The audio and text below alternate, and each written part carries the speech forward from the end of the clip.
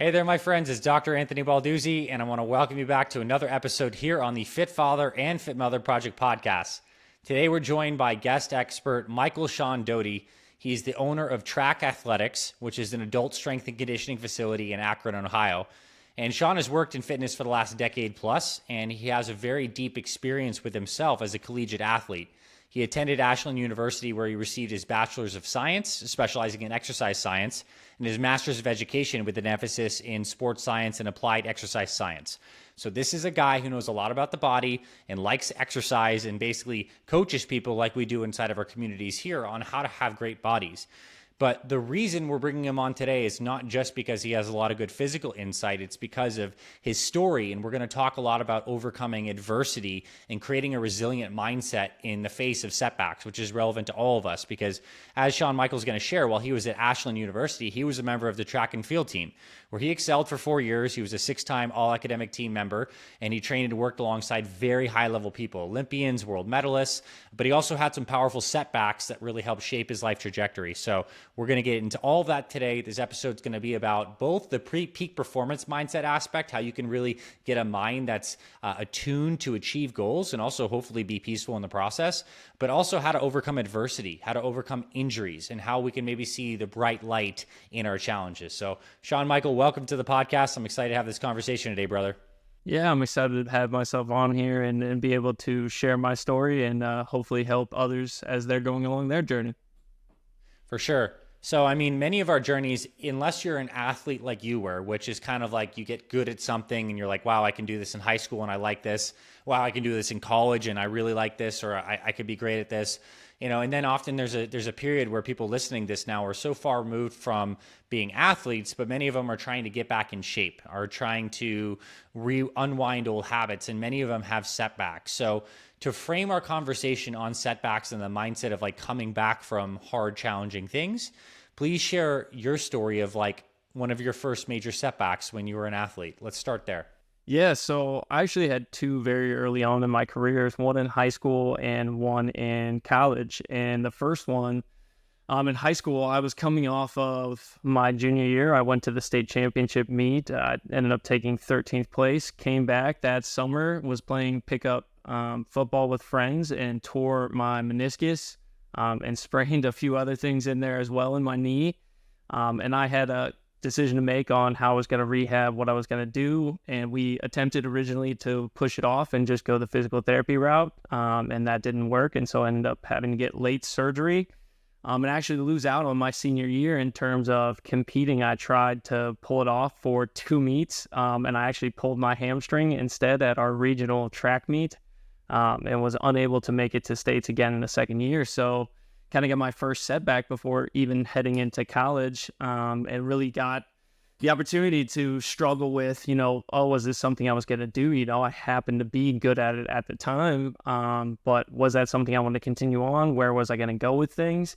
So I was really faced with that challenge of like, hey, everyone wanted me the year before, the University of Miami's calling, the University of Florida, like everyone's excited to see what I do. As we go into it, but that kind of lacked out on it from there, and then we really lost the ability to see that through. Yeah, so I had a decision to make if that was something I wanted to continue on with or something I wanted to give up on. And so ultimately for me, the decision came down to, I really loved what I was doing in terms of being an athlete. I loved the community of people that I was around, which I felt was super important. Some of my best friends were in the track team. And so I thought, this isn't a part of me that I was ready to release. Because at some point, even the greats of all time, the LeBron Jameses, the Larry Birds, the Michael Jordans, the game is over for them. And you have to make that decision, move on to something else. But for me, it wasn't that time yet. So I used that. I got back, actually came into Ashland University, and I jumped so well that I ended up making the conference team for my freshman year there, and jumping about a 2.5-foot PR for me, which was pretty intense with jump. So is this, what jump is this? Are you pole vaulter, high jump? Like, what is this? Yeah, I was a pole vaulter. Okay. Yeah. Nice. One of my best friends growing up was pole vaulter too, so I know a decent amount about you guys doing your boobkas and training. He ran track at Stanford. Okay, I want to back up because I know there's a lot to share, but I think I want to unpiece this. Is one thing that I noticed in the early part of your story is that many times our injuries, or at least our relationship to our bodies, is so tied to our identity. So I'm imagining you in high school, you had an identity of still being an athlete, and you were still supported by this community where you had friends and you got a lot of like social standing and connection there. So there are many elements there. And I want to kind of come back to this as we go through your story, the idea of identity, where you had an identity that was like a positive identity and it kind of spurred you forward to get the motivation to do this. And I also want to talk about how when injuries get very bad or very deep, the identity can sometimes shift into I'm disabled or I can't do this, kind of like different identity. So keep on going on. So you're in college now and you're jumping and you're crushing it. Yeah, so I'm in college. I'm doing amazing. I'm really loving what I'm doing, and for me, that continued on for a little bit there, and then I was coming into a jump one day, getting on the biggest stick I'd ever been on in terms of pole vaulting, and really was going after it in a practice at the very end. It was one of the best practices I ever had. And so I'm getting ready to take a 17 and a half foot bungee for a jump here and really start getting up into the level where you start thinking like, do I go anywhere after this? Yeah. And in that moment, I go up, I get upside down, and I look down, and all I see is the box right underneath me, just this metal chiseled box, and realizing I've gone completely upside down. It's 17 feet. And so I tried unsuccessfully to bearing down back at the ground. Like, I've fallen before, but I don't know how I'm going to get out of this one. I push off one side of the mat and completely ruptured my ankle. I tore all the ligaments and tendons between the ankle, which I was in denial about at the time, right? Thinking just bad sprain, we'll move on. Like, this is the best I've ever done. I'm super excited. It's my junior year. Like, I'm really starting to show out again. And so for me, that comes to this big, denial phase, honestly, of the injury. In terms of where I was at, because I was so tied into this is where I want to go with my life. Like, this could be a potential, and just really loving the moment that I was in. Mm-hmm. And so for 2 weeks, I walked around on an ankle with an air cast around it, thinking that it was just a bad sprain. I'm going to be fine. Finally, the doc convinces me, hey, let's get x-rays, just be sure before we get aggressive on rehab. Sure enough, when we went into it, it was everything's gone. Like, your skin's holding it together right now, bud. Go get surgery. This season's over for you. So that was indoor in November. And so, again, another phase where I'm casted up. I've got screws put in my ankle. I'm wondering, what can I do? What can I, in this moment? And I'd always been fairly lean, but I thought, maybe this is a time for me to lean out. Maybe this is a time for me to start really focusing on strength training, because it wasn't something that I had really put a lot of time into. High school, you're jumping 3-4 days a week. You're doing workouts, sprint workouts, try to get faster, and there's not a lot of time left for putting that in. So this is in turn when I'm, getting into the nitty gritty of strength conditioning as a junior in exercise science. And so all of a sudden I'm excited to be like, okay, maybe I start applying some of this stuff I'm learning to my recovery, to my rehab. And so November, get the screws into my ankle.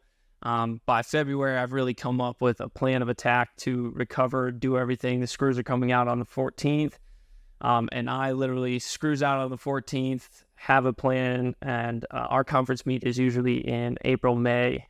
And that was my goal target date, to recover, be able to jump good enough to be there and do it. And ultimately I ended up taking 5th place at the meet. But that, again, that speed of recovery and me being at, the Dunning-Kruger effect, thinking I knew everything with a very little bit of knowledge I had on recovery and, injury rehab and long-term health for the joints. I may have rushed the process a little bit, but I took that mindset of this isn't the end for me. This isn't where I stop this journey. I'm going to find a way around this obstacle or through this obstacle to get back, because I wanted to help my team, and I knew it was important, and I knew it was something that I, again, wasn't ready to give up on at that point. And so I just really used that background in my exercise science and put something in place that was going to get me to my goal. Whether that was long-term the healthiest choice for me or not, I knew that's where I wanted to be at with it. And so that was kind of me finding ways with my mindset at the time to understand my goals, understand a process, and really put something in front of myself that I was going to stick to. Yeah, I mean, there's a lot of things we can just pull out of that already. One is when you do have a physical injury setback, like there's many ways that people can take it. Like one is down the dumps, which I guess is an often initial response that people have, but you got to eventually turn into a positive mindset where you have something to look forward to or some new area that you can go into. And I think one thing you did that was very smart, and I think everyone could benefit from, whether you're doing regular weight training workouts and you have a shoulder or knee issue that keeps on creeping up, is like, what can you do within the context of like what you can't do? So you could do strength training or at least focus on something new. And that enabled your energy, that positive energy you had, to be channeled into something different than your limitations. So it's not like all things need to stop. It's just, okay, this area is off limits for now.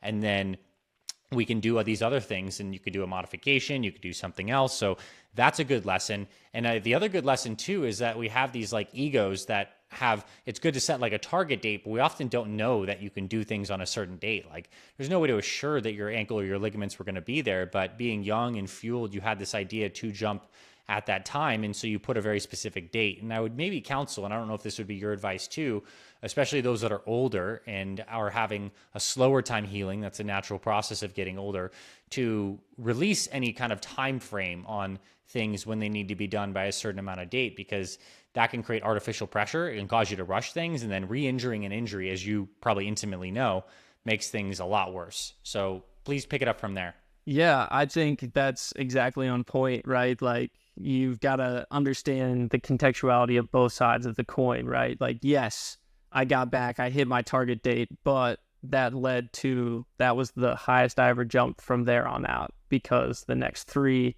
like, seasons, so were the indoor, the outdoor, the indoor that I had left in my eligibility, were plagued by me being only able to show up to about 3 meets because I couldn't compete. I was pulling a hamstring because instead of making, my joint capable of doing everything it needed to be doing, I just mustered through.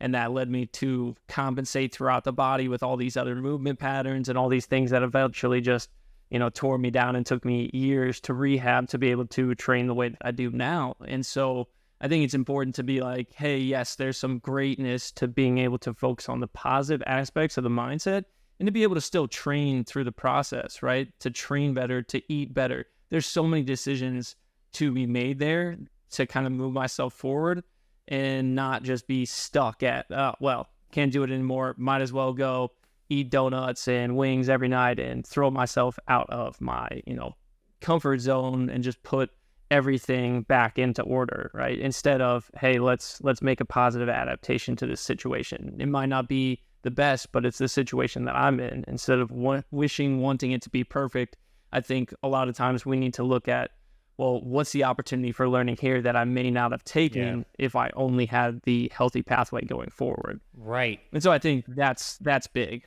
It is big. And I think that's what you described is this just like really powerful dance between acceptance of like what is, and you can't like deny it, but that in that acceptance, you can also still have that positivity of looking for the opportunity in any given situation, and within like smart context of what is possible for you. So, I want to ask you, I guess this is a pretty deep question, but like in the process of having your injury and especially the re-injuries over the subsequent years, how did your identity change? Like, think back to when you were in high school, right? You saw yourself as a stud athlete, let alone in college. Now that you're getting a lot of accolades, you're track star, you're jumping high, and like, how did your identity change? How you viewed yourself, what you viewed as yourself? Like, let's talk about that a little bit. I think that's a big part of injuries. Yeah, I think for me, what it did is I started to question a lot of the foundations that I had built my identity on, right? I had to come to confrontation with, well, if I'm not able to do this anymore, where's my confidence actually lie? Like, where are my groundings? And I think a lot of athletes, and then even individuals in some respect, get tied into one thing that they are so good at that it becomes like, hey, this is my grounding force. Like, this is where I hold my confidence. And I can tell you from experience, like in terms of how I showed up for people in my life, like if I was having a great meet, people knew like they wanted to be around me. They wanted to have a good time. If I had a bad meet, I mean, they didn't want to be there. And I was, doing that to a lot of people in my life that looking back on, I wish I could have been, hey, my identity's more spread out. Like, I'm a learner, I'm a grower, I'm someone who takes opportunities as they come, like someone who did that. But it took the breakdown of this whole experience of getting injured and facing these trials of, hey, I can't ground myself on being an athlete, or even now, like on being a business owner or an entrepreneur. Like, I can't ground on that because those things can all be taken away from me at some point. But if I ground into, hey, I want to grow, I want to experience more life, I want to, be someone who is dedicated, right? I can do those in thousands of avenues. Yep. Any door that gets shut, there can be another window for me to creep in with that identity. Whereas, as an athlete, it really kind of was, and it's a shame to say, at points, people didn't want to be around me because of how I was performing, and I let that dictate who I was in those moments. Yeah. I mean, so powerful. I hope people let that really sink in, and as they listen, like, reflect on, where are you keeping your identity currently? Is it in a particular role as a father, mother, as someone who works in a certain way? And just understanding too that even when, I imagine, just harking back to when you were 5 years old running around the playground, and when you're in high school, and then when you're in college, and now when you're a business owner, like, you are the same you, although your perception of you it's changed, right? You are the still aware being behind all of the progression of your experience. It's just what you identified with in those different stages, like, shifted and changed. And sometimes, I mean, I would call that even almost like a mental, emotional, spiritual awakening, when you have your, like, foundations of your psychological framework, like, rattled to such an extent that it makes you ask these deep questions. And also, how opposite of strength is that when you have everything in one basket, and that basket could change at any moment. And I think the things that are most resilient have, like, a lot of different dimensions of strength. So, like, these broader identities that you've expanded into, like, man, you could do anything, right? And, like, how cool is that? I think it's very freeing. And that's not to say you still don't show up in those interest areas and absolutely crush it, but, like, yeah, I mean, it also means that you're so much less crushable. Yeah, I think it's super important, as I've grown older and, like, changed in these ways, that I found, myself deeply looking into, what was going to be long term, have longevity to it, something that, could be part of, the competitive side of me that's always existed, within these realms. And the person that, I'm just the person that wants to go out and play a pickup basketball game and take on, whoever's supposed to be not the greatest player on my team immediately, and build us into something, right? Because I want to be challenged. I want to be someone who optimizes for greatness. And I don't think you can do that outside of adversity. I think if you expect the process to be, linear and super easy and very smooth, then, you're just setting yourself up for failure with those things. And I didn't understand all of that until I'd hit enough adversity and enough of these setbacks to be like, oh, actually, each one of these is propelling me to the next thing and to the next thing. And it's showed me some part of me that I needed to work on, to grow at, to get better at. And it continues to do that in so many different ways in my life, whether that's in my marriage, or whether that's in, my business, or it's in my own personal workouts still to this day. Like, something comes up where there is, hey, this didn't go as planned, right? And there's an opportunity. Why? Like, learn, like, hey, what happened here? What could have been better? What am I missing? Where's the angle here? And each one of those times that we do that, I really find that I grow into a better version of myself. And I think it's, Ryan Holiday has a great book about, obstacles are the way. I think a lot of that comes into play there is, taking the obstacle head on and learning how to challenge ourselves, even if it's been years since we accepted those things, and really build up into it. Yeah, and so beautifully said. And I think what runs through as you were sharing is, like, the self-reflection is the ability to extract the wisdom out of adversity. Like, without any self-reflection, which is as simple as asking these questions or taking a moment to pause and say, what am I to learn from this situation? Or what can I do in spite of this? And, like, and make it a more conscious process, because, like, unconscious adversity is just suffering. It's just caught in the pit of the whatever feelings. Whereas, like, this is a conscious redirecting of what happens. And I would also posit that the magnitude of the adversity that we experience is directly proportional to the magnitude of growth that we can come. It's like the valley is also proportional to the peak of the mountain on the other side. It's like you experience some pretty heavy stuff on those episodic injuries, and like that gave you the ability to have some tremendous growth that you wouldn't have had otherwise through incremental adversity. Like being stuck on traffic on the highway is not going to change your life. Not nearly as much as like having, this devastating injury. And the other thing I think that I pulled out of what you shared there is workouts are kind of our ever present way to like face adversity consciously, to challenge our bodies and to do something hard and push through is like a kind of a prayer towards adversity, let alone to modify things, because the body's always dynamically changing. It's not always ready for what the plan was. And so it's our constant reuniting with the growth mechanism of adversity. Yeah, I think you said it great there. I think that exercise for me personally and for the people that I train, it's one of those things where when you come into the context of it, it gives you an opportunity that day to say yes or no to challenges right out of the gate, right? Especially for people who wake up in the morning, go hit the gym, like, hey, am I going to start my day by forcing myself to do something that, biologically we don't want to go do right in the morning, right? It's like a cold shower, right? Biologically, you hop in, you think you're going to die the second that cold water hits your body. But, in response to it, the body starts doing things like reducing inflammation, reducing, the way that you feel something. It starts dissipating, and all of a sudden there's a change and a transformation in you. And unless you actively choose, like you said, give yourself the self-awareness to choose this situation that is going to help you become the version of yourself you want to be tomorrow, the next day, the day after.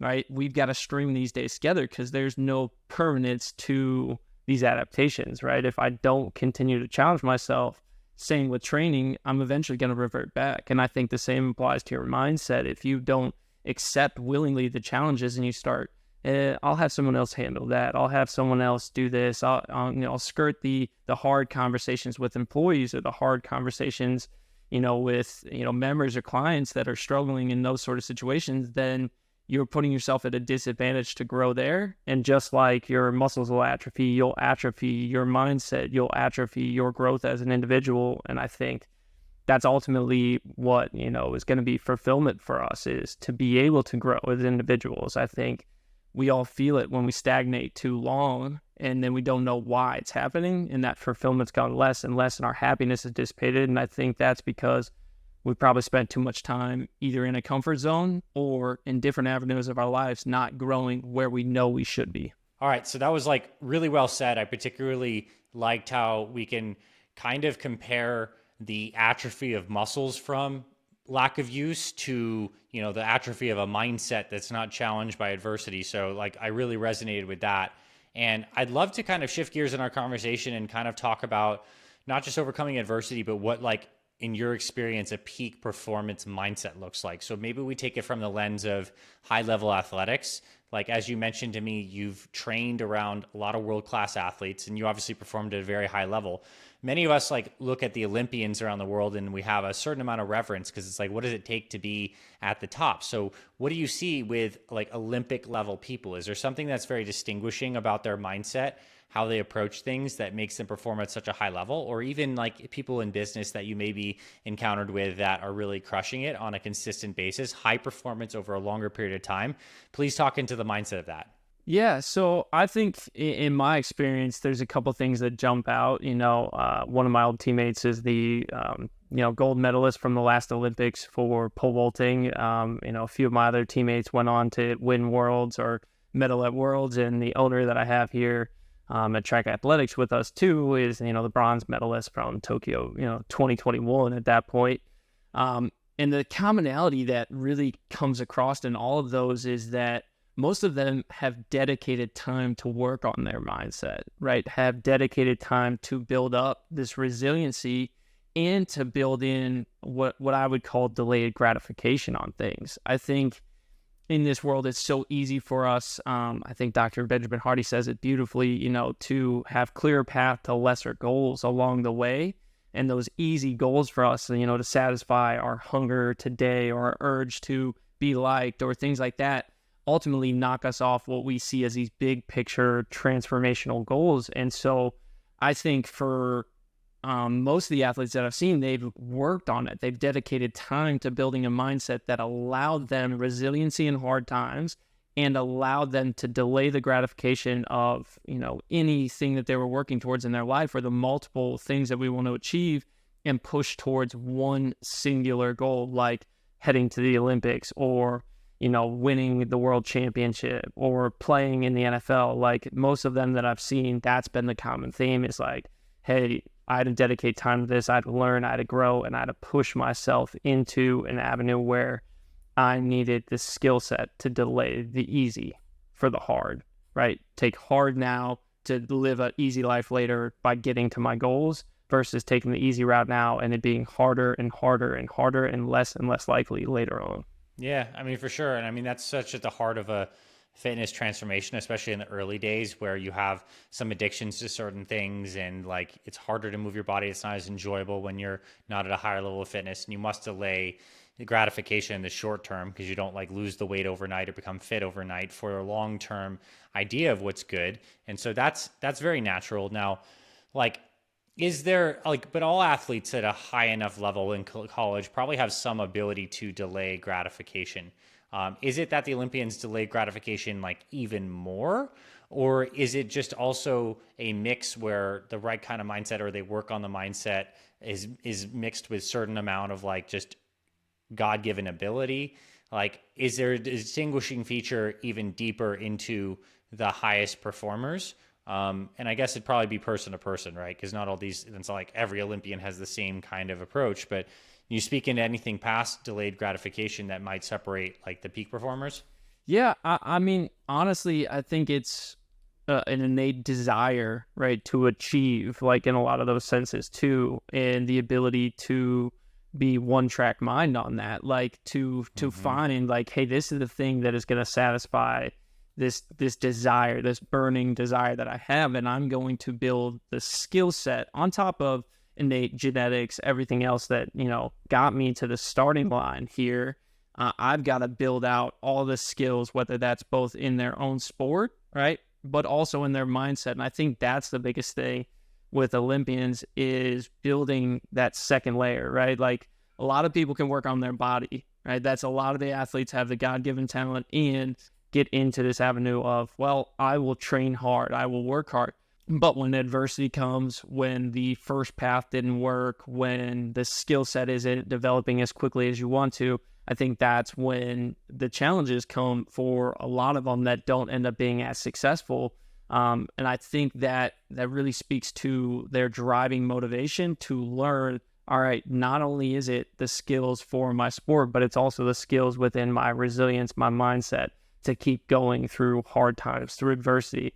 And that's something that's been a common theme that I've seen as it's gone through. And I think, it shows out when you look at, the NBA, how many elite athletes, right? Genetically talented athletes go in and become top 50 in the world. And now their kids are in the league, but they're role players. Yeah. Or they didn't make it to the league. They only played in college. And it speaks to, well, the genetics are still there. The skill set was always provided to them. They learned all the skills, all the things.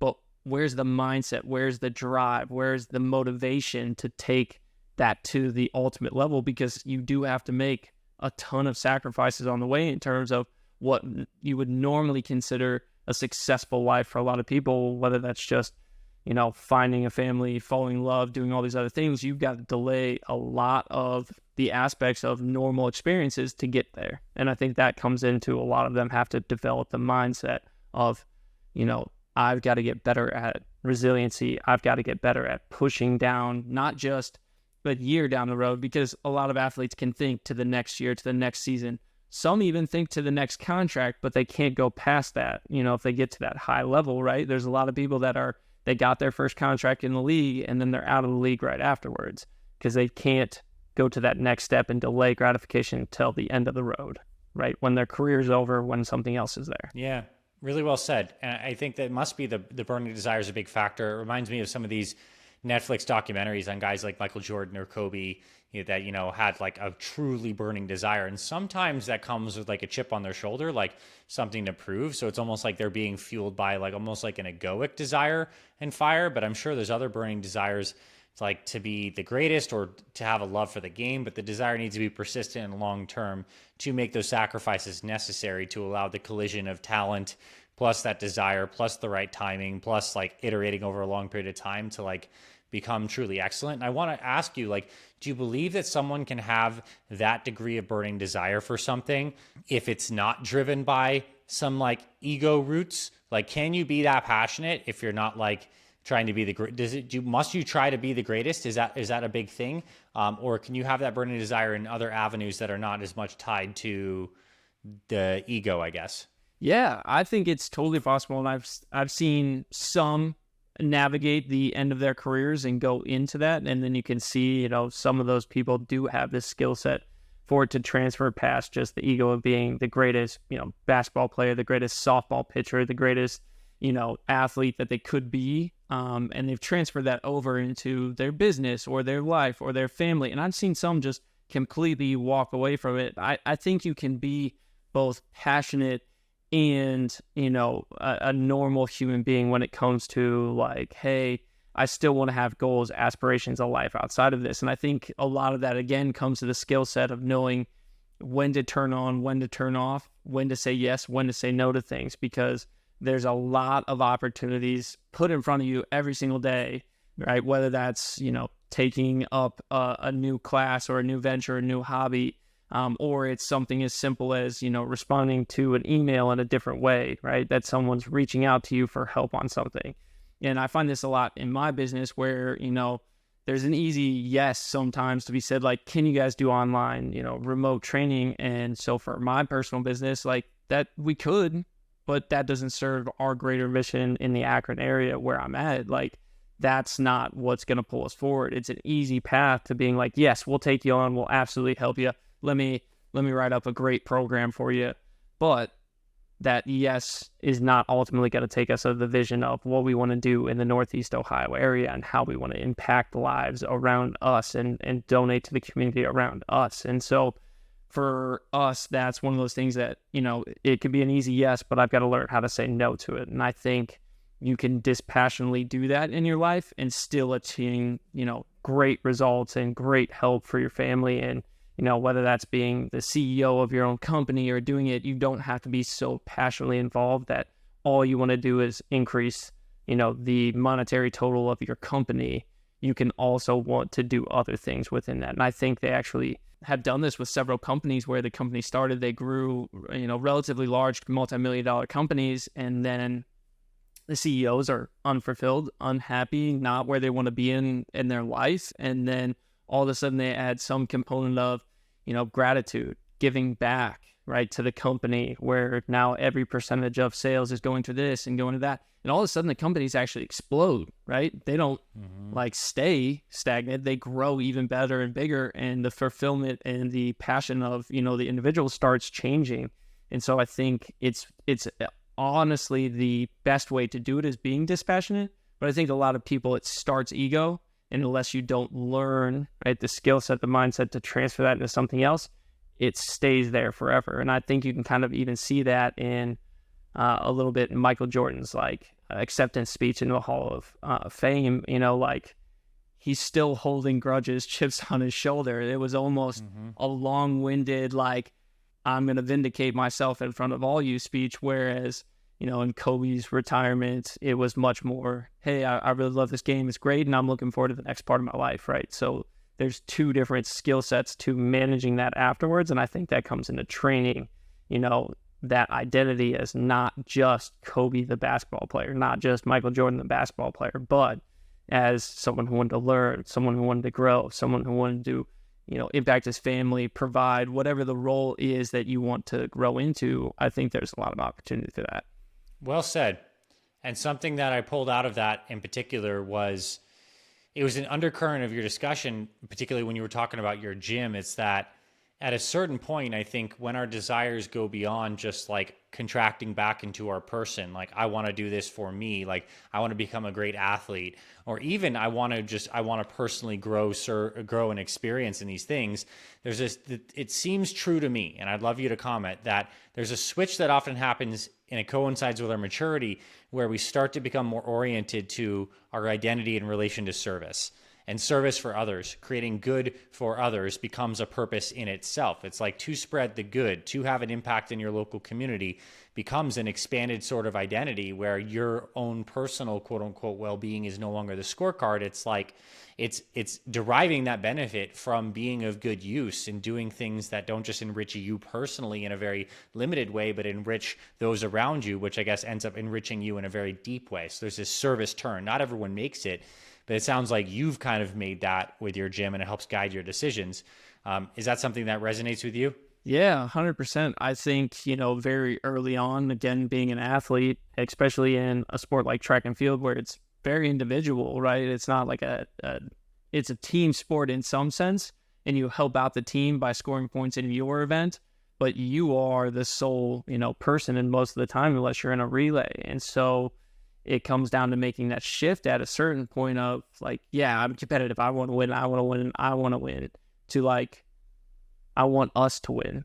I want it to be a we situation here. I don't want to just do this alone because, there's not a lot of fulfillment in that. If at the end of the day, this is all said and done and I go through it and the only impact I had was on, my time here at this, I want this to impact my, my future kids, my relationships with my family. I want this to impact, the lives around me. The people that come to my gym are some of, honestly, the greatest people that I've ever met, and just getting to spend time with them and spending, an hour this morning at 5 a.m. coaching them and just, genuinely feeling the excitement and the exchange of like, wow, we're doing something together that's great. Like we're getting better. We're moving our bodies. We're challenging ourselves together, but we're having a lot of fun in the process.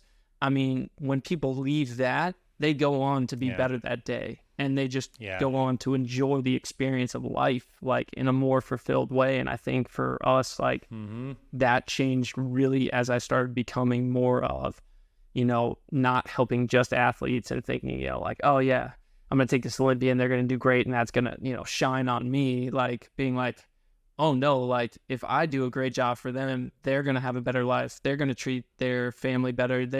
And now all of a sudden this is multiplying out ripples in a pond of the workout itself wasn't as important as what the impact of it is going to do for everyone in your life. Your oxygen mass first becomes so much more when you take care of your health for everyone around you. And it allows you to have the capacity to grow into that. And so I think, that's one of the greatest transformations that I've made as I've gotten older and matured into it, is like success for me is now more defined by, can I grow this thing into something that impacts millions of lives, in the long term in our local area, so that families have better relationships, have better, trust, better bonds, and better health, and people are around longer. So there's less, oh yeah, my dad didn't really take care of himself, he passed away super early. Like I don't ever want that to be something that my kids say or my friends' kids say, or even the people that I keep meeting throughout this process of, finding a community of health and fitness. Dang. I mean, that was beautifully said. I think that is where I want to put the capstone on this particular conversation, because just powerful. And I think health and fitness is one of those things because we are embodied in this life experience. We have bodies that naturally, when you put good inputs in, it colors positively or negatively all of your experience, and then interacts, changes how you interact with the world. And it also, like this whole we concept of people coming in and like doing things in the togetherness of it all in your studio or inside our Fit Father or Fit Mother communities, we're together. That together aspect, I believe, is completely connected to how natural law is set up. Nothing in the environment, in nature, is isolated. There's not flowers without bees. They're one kind of thing. And when it comes to humans, like we're not just like siloed, although our minds can sometimes feel this way, into our life, our goals, exactly what we're working on, our desires, our fears, limitations. No, we are colliding dynamically with all these people around us. We are co-creating. We are learning from one another. We are mirrors for one another. We're elevators for one another. It's like, I mean, the significance then when you see it that way in terms of a mindset is that this stuff is so foundational and it's so motivating to do it well. And it's so motivating to connect with it on even deeper levels beyond just the abs or the workout performance. Like those are good things for sure. But if you connect on these deeper levels, like that's the root of consistency. I believe that's the root of sticking on there. So Sean-Michael, thanks for crushing this conversation, man. I'm sure people want to connect with you in deeper ways from this. So If they're in the Ohio area, tell us about the gym. And then if they're not, but still just want to be in your circle of influence to listen and hear from you and your team, how can they find you guys online? Yeah, so if you're in the Akron, Ohio area, we're just down the road from Summit Mall area, and you're more than happy to come in, swing, see us. We'll give you, a trial to come in and join us and see the difference. I just had a wonderful conversation with one of our members about how transformational and powerful it's been to be in the community, how scared she was to take that first step in the door. And she thought to herself as she was pulling up, what have I gotten myself into? This is a serious place. It is serious in terms of the results, but we like to have fun throughout that process. And if you're not in the Akron area, you can follow our team at, TrAk Athletics on Instagram, or you can follow me, Coach Sean-Michael 421. Either way, we're on Instagram. We're on, our website, TrAkAthletics.com. We post a ton of blogs, a ton of informational stuff. So you can find us and follow us there and be part of, our journey as well in terms of, giving us ideas or experiences that you've had and continuing to spread, health and wellness through our entire society, which I think is somewhere we deeply need to go to become better versions of ourselves and a better society overall.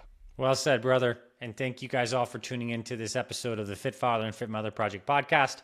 I'll catch you guys in future episodes, and we'll talk soon.